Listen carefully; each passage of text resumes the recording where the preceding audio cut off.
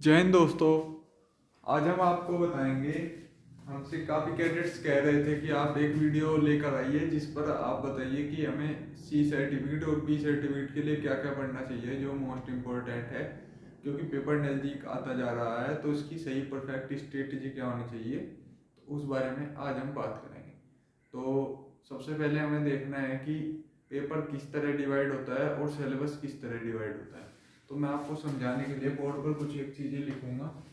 जैसे आप देखिए कि आपको पता है कि एनसीसी में एक तो रिटन एग्जाम होता है और एक होता है प्रैक्टिकल। प्रैक्टिकल का भी आपको पता है कि प्रैक्टिकल सभी चीज़ों का नहीं होता। प्रैक्टिकल कैसा होता है, जैसे drill, map reading, weapon training और field craft and battle craft, communication.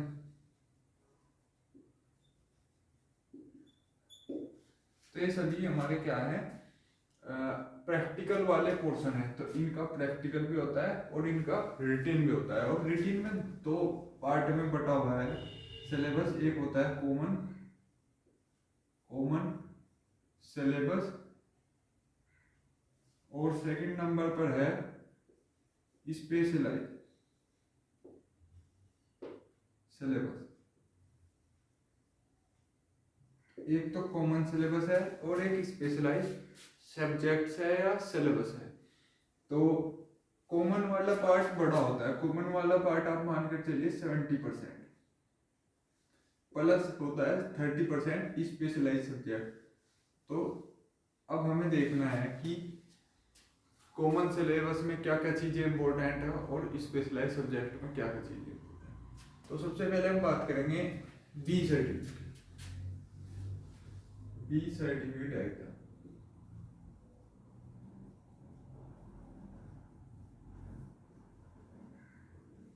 तो दोस्तों, मैं आपको एक दो चीज़ें पहले बताना चाहता हूँ कि जैसे हमने पहले बोला था कि हम आपकी हैंडबुक सेशन पहले कंप्लीट कराएंगे। तो पेपर से पहले हमने आपका हैंडबुक सेशन कंप्लीट करा दिया है। आपको अगर नोट्स लेने हैं तो आप हमें व्हाट्सएप भी कर सकते हो।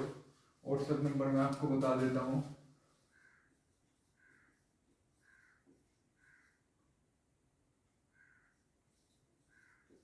9675941231। ये व्हाट्सएप नंबर। और अगर आप अपने हैंड रिटन नोट्स बनाना चाहते हैं तो आप हैंडबुक सेशन देखकर बना सकते हैं। हैंडबुक सेशन में लास्ट में हमने कराया था कम्युनिकेशन का, और हमने जब भी आपको बताया था कि एक हम फुल फॉर्म के ऊपर भी सेशन लेकर आएंगे, जो कि हमने सेशन रेडी कर लिया, वो भी जल्दी आएगा। तो अब हम देखेंगे बी सर्टिफिकेट एग्जाम। तो बी सर्टिफिकेट एग्जाम और सी सर्टिफिकेट एग्जाम में कुछ एक डिफरेंस है। सबसे पहले तो आपको बी सर्टिफिकेट में सबसे इम्पोर्टेंट चैप्टर कौन से हैं उन्हें तैयार करने हैं, तो उस बारे में हम बात करेंगे। तो मैंने सिलेबस पहले से लिख कर रखा हुआ है। मैं उस सिलेबस को लाता हूँ और फिर आपको बताऊंगा कि बी सर्टिफिकेट में आपको क्या क्या चीज़ें पढ़नी चाहिए।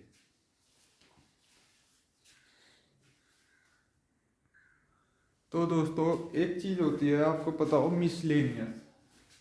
मिसलेनियस सी सर्टिफिकेट में भी आता है मिसलेनियस, और बी सर्टिफिकेट में आता है। तो मिसलेनियस कॉमन सिलेबस का ही पार्ट है। कॉमन सिलेबस को ही मिसलेनियस मान लीजिए हम कहते हैं। तो कॉमन सिलेबस में दो तीन चैप्टर मिसलेनियस से अलग रहते हैं और बाकी सब मिसलेनियस में होता है। तो मैं अब आपको बताऊंगा कि मिसलेनियस के अंदर कौन कौन से चैप्टर्स आते हैं। तो बी सर्टिफिकेट में मिसलेनियस के अंदर आता है the NCC, national integration and awareness, personality development and leadership, disaster management, social service and community development,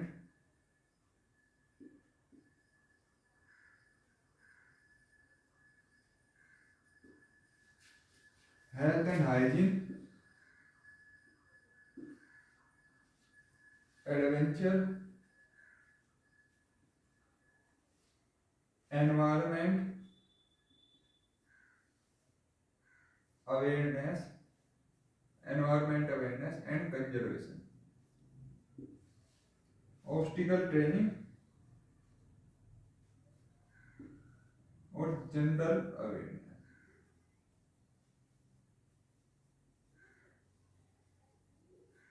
तो ये सब चीजें आते हैं मिसलेनियस के अंदर। मिसलेनियस के अंदर आते हैं 1 2 3 4 5 6 7 8 9 10। तो ये 10 चैप्टर हैं जो मिसलेनियस के अंदर आते हैं।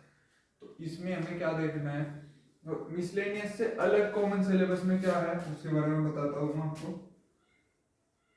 ड्रिल है, वेपन ट्रेनिंग है, और फिर ये मिसलेनियस है। तो ये दो पार्ट इससे अलग है। अब आप सोच रहे होंगे कि स्पेशलाइज सब्जेक्ट में हमारा क्या आता है। तो स्पेशलाइज सब्जेक्ट में जो हमारा आता है, मैं यहाँ लिख देता हूँ स्पेशलाइज सब्जेक्ट में। तो एक तो आता है इंट्रो टू इन्फेंट्री वेपन, ये आर्मी विंग के लिए बता रहा हूं मैं, आर्मी विंग के लिए।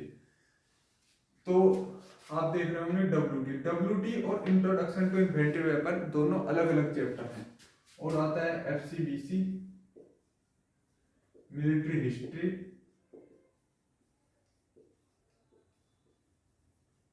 कम्युनिकेशन, और इसमें फील्ड इंजीनियरिंग भी आता है। तो ये 3-4 चीजें इसके अंदर स्पेशलाइज सब्जेक्ट में होता है। तो जैसे मैंने अभी आपको बताया कि 70% आपका कॉमन सिलेबस होता है और 30% आपका होता है स्पेशलाइज सब्जेक्ट। तो दोस्तों आपको काफी ध्यान रखना है, मैं आपको बता रहा हूँ जो चैप्टर सबसे ज्यादा नंबर के आते हैं, अगर आप अच्छा ग्रेड बनाना चाहते हैं तो आपको उन चैप्टर को अच्छे से कवर करना होगा। मैं अभी उन्हें मार्क कर देता हूँ कौन कौन से चैप्टर आते हैं सबसे ज्यादा नंबर के। तो एक तो आपको ध्यान रखना है वेपन ट्रेनिंग, और फिर आपका आता है national integration, national integration and awareness, और personality development and leadership, disaster management, ये आता है 30 नंबर का, social service and community development, और फिर आपका आता है ज्यादा नंबर का हेल्थ एंड हाइजीन। तो ये 3-4 चैप्टर ऐसे हैं जो ज्यादा नंबर के आते हैं, यानी कि weapon training, national integration and awareness, personality development and leadership, disaster management, social service and community development, और हेल्थ एंड हाइजीन। तो दोस्तों कॉमन सब्जेक्ट में आपको इन पर ध्यान देना है। और कॉमन सब्जेक्ट में फेल सबसे ज्यादा बच्चे होते हैं मिसलेनियस के अंदर। तो मिसलेनियस में फेल कौन कौन से पार्ट करते हैं मैं वो भी आपको बताता हूँ। मिसलेनियस में जो जिन पार्ट में बच्चे फेल होते हैं, एक तो है obstacle, obstacle training, obstacle training, एक है एडवेंचर, एक ऑब्स्टिकल ट्रेनिंग, एक एडवेंचर ट्रेनिंग, और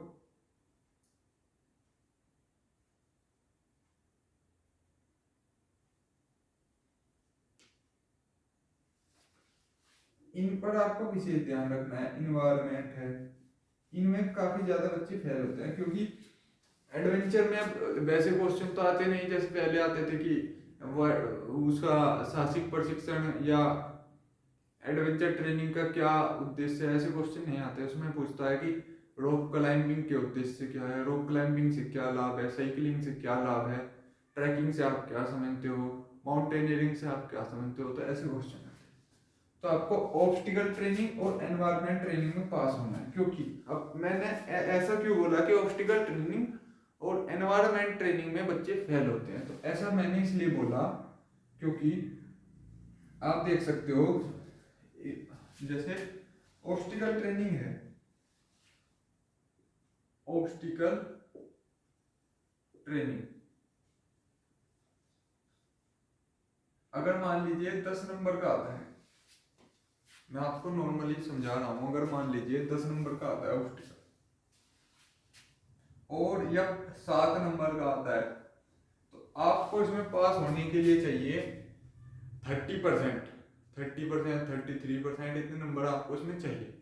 अगर आप 10 नंबर का एक क्वेश्चन पूछ लिया जाता है आपसे, क्वेश्चन कि एनसीसी में कराए जाने वाले बाधाओं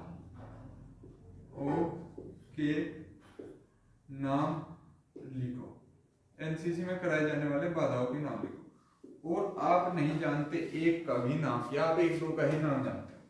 ये 10 नंबर का क्वेश्चन है, आपको इसमें 10 की 10 बाधाएं लिखनी है एनसीसी के द्वारा, और आप एक भी बाधा को नहीं जानते हो या उसका नाम नहीं जानते हो, तो आप क्या करोगे इसमें, या तो आप इसे ब्लैंक छोड़ोगे, या एक दो का नाम लिखकर इसमें, जैसे स्टेट बैलेंस और क्लियर जंप, और फिर बाकी छोड़ दोगे। तो उसे छोड़ने की वजह से आप इस पार्ट के अंदर हो जाओगे फेल। इस पार्ट के अंदर फेल होने की वजह से आप फेल हो जाओगे मिसलेनियस में, और मिसलेनियस में फेल होने की वजह से आप कॉमन सिलेबस में फेल होगे, और कॉमन सिलेबस में फेल होने की वजह से आप बी सर्टिफिकेट में फेल। तो आपका एक छोटा सा पार्ट है जो ऑब्स्टिकल ट्रेनिंग, जो 5 नंबर का है या 7 का है 10 का है, मुझे एग्जैक्टली नहीं पता है, क्योंकि सिलेबस चेंज हो रहा है। तो सिलेबस चेंज होने की वजह से मुझे नहीं पता है कि इसका एग्जैक्टली क्या है, इसलिए मैं आपको नहीं बता पा रहा हूँ एग्जैक्टली, लेकिन मुझे इतना पता है कि ये बहुत छोटा पार्ट है। तो नंबर इसमें कम है, लेकिन ये कम नंबर ही बहुत ज़्यादा मायने रखता है। तो आप इसमें देखिए कि अगर आप इसमें नहीं लिख पा रहे हो, ये मैंने आपको एक नॉर्मल बताया है कि बाधा प्रशिक्षण आपसे कुछ और भी क्वेश्चन पूछ सकता है, आपसे 5 बाधाओं के नाम लिखवा लेगा और 2 क्वेश्चन आपसे पूछ लेगा अलग ऑब्स्टिकल से ही, तो आपसे कुछ भी क्वेश्चन पूछ सकता है। तो उससे बचने के लिए आपको क्या करना होगा, आपको इसे अच्छे से प्रिपेयर करना होगा ऑब्स्टिकल। ऐसे मैं अब आपको दूसरा बताता हूँ, जैसे एनवायरनमेंट है, इन्वायरमेंट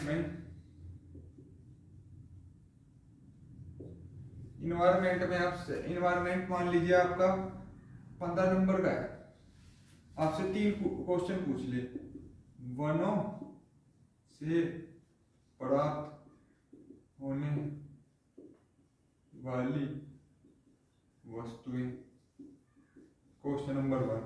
क्वेश्चन नंबर 2 पूछ लिया आपसे मृदा अपरदन क्या है। क्वेश्चन नंबर 3 पूछ लिया आपसे कि ग्लोबल वार्मिंग क्या है, और पृथ्वी पर इसका क्या प्रभाव है। 3 क्वेश्चन पूछ लिया आपसे, 15 नंबर का हमने माना है। मैं अभी माना इसलिए बता रहा हूँ क्योंकि मुझे सही सिलेबस का नहीं पता है, सही सिलेबस, क्योंकि अब हमने ऐसा देखा है कि जितना भी सिलेबस आ रहा है पुराने सिलेबस सब बताते हैं, नई सिलेबस में जो आ रहा है उसमें नंबर अलग है, पहले वालों में अलग है। तो इसलिए हम सिलेबस को डिटेल में नहीं देखते, क्योंकि सिलेबस मैंने आपको पहले ही बता दिया था, एक वीडियो में हमने पहले ही सिलेबस डिस्कस किया था।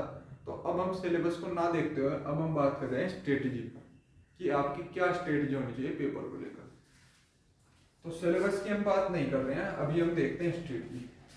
15 नंबर का क्वेश्चन इन्वायरमेंट है या इकोलॉजी है, ये दोनों एक साथ ही आते हैं, ecology and environment, conservation and awareness. तो ये भी 5 नंबर का है, ये भी 5 नंबर का है, और ये भी 5 का है। तो अब आप देखिए, आपको इसमें ये 2 क्वेश्चन आपको नहीं पता, आप जानते हो सिर्फ एक क्वेश्चन, और वो क्वेश्चन है वनों से प्राप्त होने वाले वस्तुएं, आपने ऐसे लिख दिया, बाकी 2 क्वेश्चन आपने छोड़ दिए, या इन 2 क्वेश्चनों में आपने कुछ और लिख दिया जो इससे रिलेट नहीं करता। तो आप क्या होगे, आप इस पूरे सेक्शन में इकोलॉजी एंड एनवायरनमेंट में फेल हो जाओगे। इसमें फेल होने की वजह से आप मिसलेनियस में फेल होगे, मिसलेनियस की वजह से आप किस चीज में फेल होगे, आप फेल हो जाओगे कॉमन सिलेबस में, और कॉमन सिलेबस में फेल होने की वजह से आप बी सर्टिफिकेट के रिटन एग्जाम में फेल हो जाओगे, चाहे फिर आप प्रैक्टिकल में भी पास हो, स्पेशलाइज सब्जेक्ट में पास हो, लेकिन आप रिटन में फेल हो जाओगे। तो इसलिए मैं बता रहा हूँ आपको कि जो आपके बड़े बड़े पार्ट हैं, बड़े बड़े पार्ट कौन से हैं, मिसलेनियस की बात कर रहा हूँ अभी मैं, कॉमन सिलेबस की। तो बड़े पार्ट हैं weapon training, national integration awareness, PD यानी personality development, leadership, disaster management, ये डिजास्टर मैनेजमेंट है।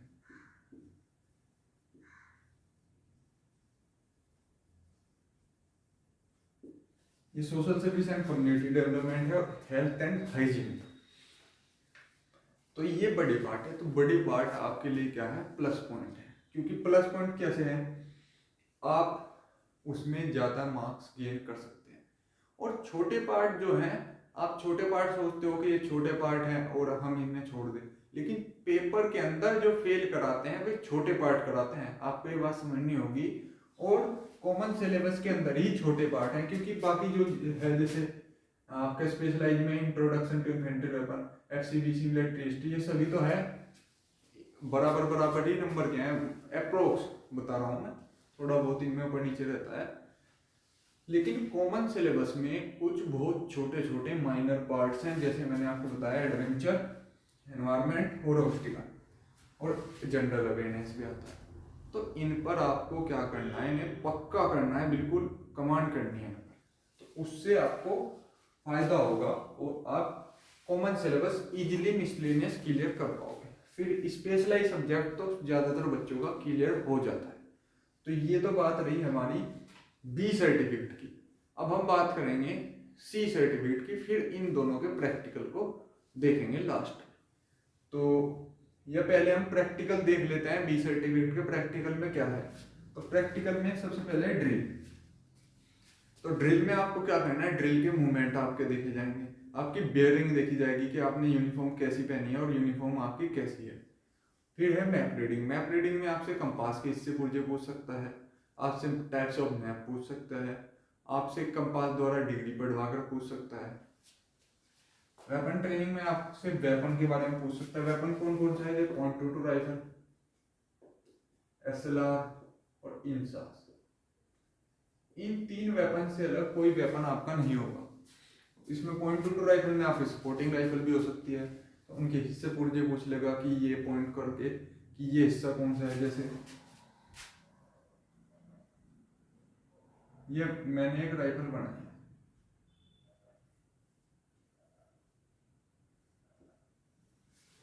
तो अगर आपसे पूछे कि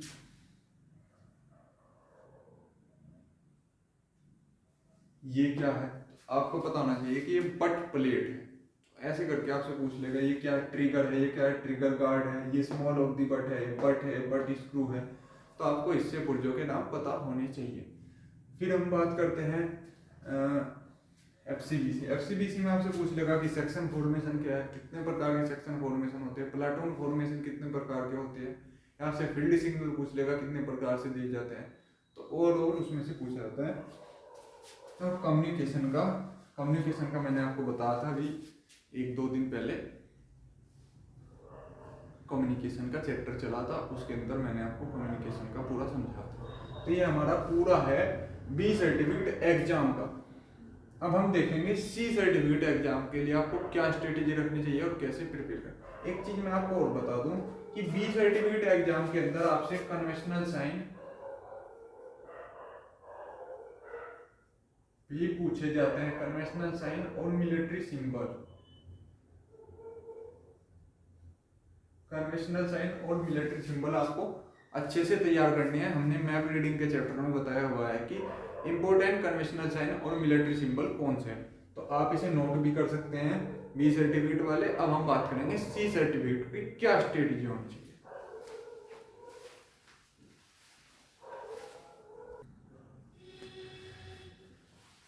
तो दोस्तों आप इसे नोट कर सकते हो। और अब हम बात करेंगे सी सर्टिफिकेट एग्ज़ाम के लिए, और फिर लास्ट में मैं आपको बताऊंगा भी आप कहाँ कहाँ से कंटेंट पढ़ सकते हो और क्या क्या चीज़ें आपके लिए सफिशेंट होगी और गलत कंटेंट से आप कैसे बच सकते हो, मतलब जो आपको नहीं पढ़ना है आप पढ़ रहे हो उसे भी, तो उस बारे में भी हम बात करेंगे। पहले तो दोस्तों हमें इस वीडियो का कोई भी बनाने का कोई है ही नहीं था कि हमें ऐसी वीडियो बनानी है, लेकिन फिर काफ़ी कैडेट्स के कमेंट आए हैं कि आप इस पर भी वीडियो बनाओ कि हमें क्या पढ़ना चाहिए क्या नहीं पढ़ना चाहिए और कैसे कैसे टाइम मैनेजमेंट करना चाहिए।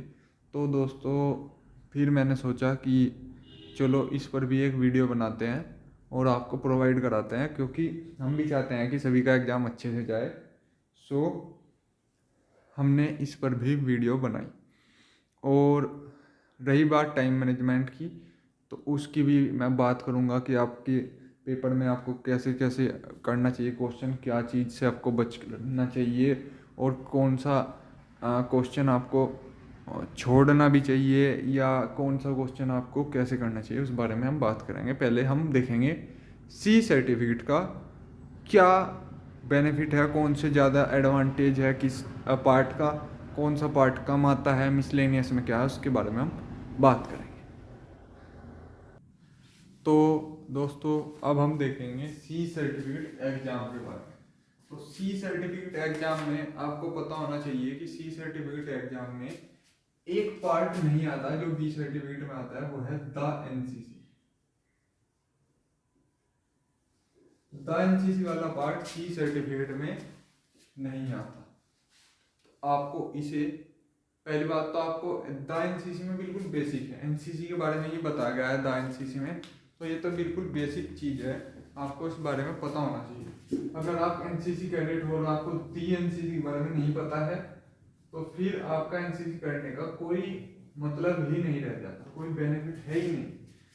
तो अब हम देखेंगे कि इसमें अभी सेम चीज़ है जो रिटिन है सी सर्टिफिकेट का। रिटिन में दो दो ही है कि कॉमन सब्जेक्ट्स हैं इसके अंदर भी और स्पेशलाइज भी।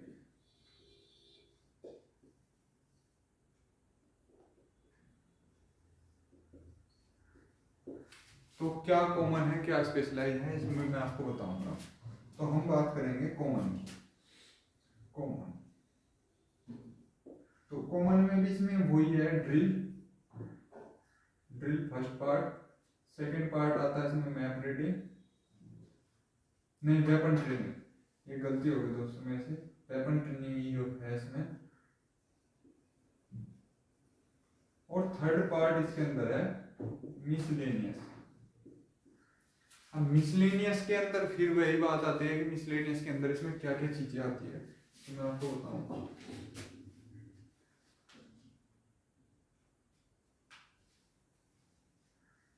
डायंसिस इसमें नहीं आता, national integration, leadership, personality development,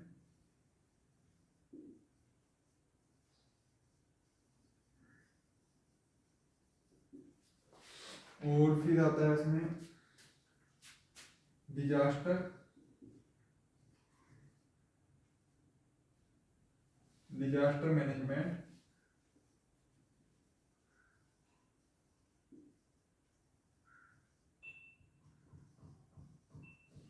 और सोशल सर्विस, और health and hygiene, adventure, environment, ecology and environment, और ऑब्स्टिकल ट्रेनिंग और जनरल अवेयरनेस। कितने हो गए देखते हैं, 1 2 3 4 5 6 7 8 9 10, तो 10 हो गए इसमें, 10 चैप्टर। तो इनमें से बड़ा चैप्टर कौन सा है वो भी मैं आपको बताऊंगा, तो आप देखिए। ये वाला पार्ट है आपका पर्सनालिटी डेवलपमेंट एंड लीडरशिप, ये चाहे सी सर्टिफिकेट का एग्जाम हो चाहे बी सर्टिफिकेट का हो, ये सबसे ज्यादा आने वाला है, सबसे बड़ा पार्ट है, आपको इस पर फोकस रखना है। बड़ा पार्ट का मतलब है इससे ज़्यादा क्वेश्चन आएंगे, तो आपको ज़्यादा मालूम होना चाहिए इस पार्ट के बारे में। दूसरा देखते हैं, सोशल सर्विस भी इसमें काफ़ी बड़ा पार्ट है। हेल्थ एंड हाइजीन और इकोलॉजी इन्वायरमेंट, नेशनल इंटीग्रेशन तो आपको पता ही है बड़ा पार्ट है, और ये सब जनरल अवेयरनेस भी इसमें, ऑब्स्टिकल ट्रेनिंग और जनरल अवेयरनेस भी इसमें काफ़ी आता है, 15-15 नंबर का कम से कम आता है। तो इसमें छोटे पार्ट कैसा बचा, जैसे एडवेंचर इसमें छोटा पार्ट है, या आप ऑब्स्टिकल को भी छोटा पार्ट ही मानिए, एडवेंचर छोटा पार्ट है, और वेपन ट्रेनिंग भी इसमें काफ़ी आता है। तो अब हम देखेंगे कि इसमें जैसे आपको क्या इसके लिए प्रिपरेशन होनी चाहिए, आपकी क्या स्ट्रेटजी होनी चाहिए, उस बारे में हम देखेंगे। तो आपका जो लीडरशिप और पर्सनैलिटी डेवलपमेंट है, आप इसे डीपली पढ़िए। इन दोनों को आप कैसे पढ़ना है, डीपली। और नेशनल इंटीग्रेशन को भी आपको अच्छे से पढ़ना है, और social service, HMH, ecology environment, और ये दोनों, ये आपको अच्छे से प्रिपेयर होने चाहिए, आपका इसमें कोई भी डाउट नहीं होना चाहिए। तो फिर स्पेशलाइज सब्जेक्ट में वही आता है। अब मैं आपको एक चीज बताना चाहता हूँ, एक काफी बच्चों का डाउट होता है, एक तो है आपका वेपन ट्रेनिंग, एक है इंट्रो टू इन्फेंट्री वेपन। तो इन दोनों में क्या डिफरेंस है? वेपन ट्रेनिंग में हम बात करते हैं वेपन्स की, कौन कौन से वेपन, जैसे .22, SLR, इंसास, CMG और कार्बाइन मशीन गन और LMG, ग्रेनेड, RL, मोटर, इनकी बात होती है वेपन्स की। लेकिन इन्फेंट्री वेपन में हम बात करते हैं कि एक इन्फेंट्री के अंदर कितनी राइफलें होती हैं, एक इन्फेंट्री सेक्शन के पास कौन कौन से हथियार होते हैं, इन्फेंट्री के में सपोर्टिंग वेपन कौन से हैं, इन्फेंट्री के मतलब वेपन्स की बात होगी इन्फेंट्री की केवल। तो ये अलग पार्ट है, ये अलग है। ये आपका कॉमन सिलेबस का पार्ट है, ये आपका स्पेशलाइज का है, स्पेशलाइज सब्जेक्ट्स का पार्ट है। यहाँ भी ऐसा ही है, यहाँ भी आपका कॉमन सिलेबस 70% होगा अप्रोक्स, और 30% कॉमन सिलेबस स्पेशलाइज सब्जेक्ट होगा। तो आपको इन पर अच्छे से ध्यान देना है। अब देखते हैं हम आप कहाँ से प्रिपरेशन कर सकते हो।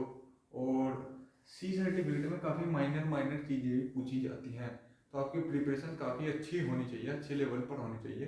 तो पहले आप इसे देखिए, फिर मैं आपको बताऊंगा कि आप कहाँ से प्रिपरेशन कर सकते हो, क्या आपका लिखने की लैंग्वेज होनी चाहिए, क्या डाउट है थोड़ा बहुत, मैं आपको पूरा क्लियर करूँगा।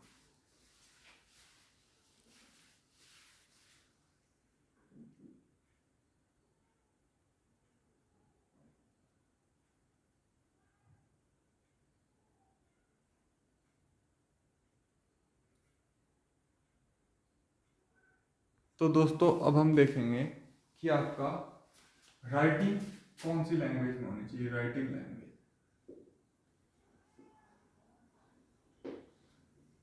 काफ़ी कैडेट्स पूछ रहे थे कि हम इंग्लिश में लिख सकते हैं या हिंदी में लिख सकते हैं, या इन दोनों को मिक्स कर कर भी लिख सकते हैं। तो अब हम देखेंगे कि आप कौन सी लैंग्वेज में लिख सकते हैं।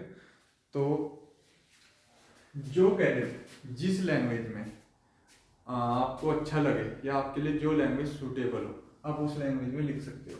आप इंग्लिश में भी लिख सकते हो, आप हिंदी में भी लिख सकते हो, और आप मिक्स कर कर भी लिख सकते हो। मिक्स करके कैसे लिख सकते हैं, जैसे कि आप देखिए, जैसे एक क्वेश्चन आ गया कि ऑब्स्टिकल ट्रेनिंग ले लीजिए, आप उसमें ले लीजिए, क्वेश्चन होता है आर्मर्ड फोर्स के अंदर। आर्मर्ड फोर्स के अंदर ले लीजिए कि जैसे ASC की फुल फॉर्म लिखो, आप इसे लिख सकते हो आर्मी सर्विस कोर,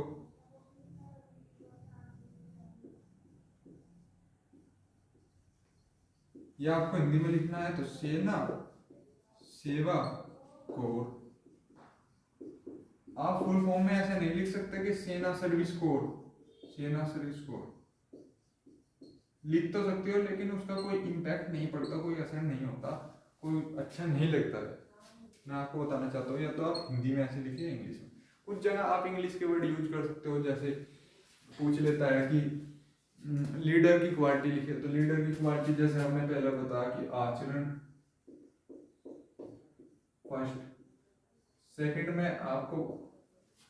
आपको ध्यान नहीं आ रहा है कि उसे हिंदी में क्या बोलते हैं, तो आपने इंग्लिश में लिख दिया एंड्योरेंस। तो इतना तो कोई दिक्कत नहीं, आप लिख सकते हो ऐसे, कोई फर्क नहीं पड़ता, कोई दिक्कत नहीं है इससे। अब हम देखते हैं कि आपको क्या क्या पढ़ना चाहिए। सबसे पहले दोस्तों, अगर मेरी मानो तो सबसे पहले आपको हैंडबुक पढ़नी चाहिए। Handbook of NCC. Handbook of NCC के बाद आप कुछ भी पढ़ो, नोट्स पढ़ो, आप आर गुप्ता जी की बुक पढ़ो, या आप अपने हैंड रिटन नोट्स पढ़ो, या फिर आप ओल्ड पेपर लगाओ, ओल्ड पेपर सोल्व करो, तो आप कुछ भी कर सकते हो। सबसे पहले आपको हैंडबुक पढ़नी चाहिए, क्योंकि हैंडबुक से आपके जो बेसिक चीज़ें हैं वो क्लियर होती है, फिर आपके माइंड में डाउट नहीं रहता। छोटे छोटे डाउट होते हैं, जैसे डाउट कैसे होते हैं, काफ़ी कैडेट्स का एक डाउट रहता है। मैं आपको एक नॉर्मल डाउट बता रहा हूँ। एक क्वेश्चन आता है कि तेज चाल में 1 मिनट में कितने